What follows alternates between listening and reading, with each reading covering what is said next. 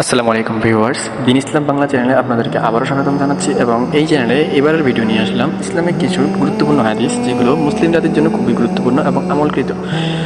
শুনুন, দেখুন, পড়ুন এবং অন্যকে পড়ার এবং জানার জন্য শেয়ার করে দিন। চলুন জেনে আসি। সবচেয়ে ভয়ঙ্কর 4টা হাদিস। নাম্বার 1, রাসূল সাল্লাল্লাহু আলাইহি সাল্লাম বলেছেন, যে ব্যক্তি অন্যের গুনাহ নিয়ে খোঁটা দেয়, আল্লাহ তাকে সেই গুনাহ না করানো পর্যন্ত মৃত্যু দেবে না। তিরমিজি 2505।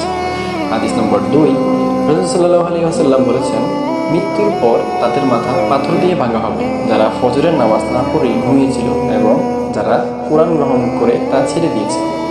বুখারী 7047। হাদিস নাম্বার 3, আল্লাহ তাআলা বলেন, তুমি ওই দিনকে ভয় করো যেদিন তোমার মুখে তালা লাগিয়ে দেওয়া হবে আর তোমার হাত পা তোমার কৃতকর্মের সাক্ষী দেবে।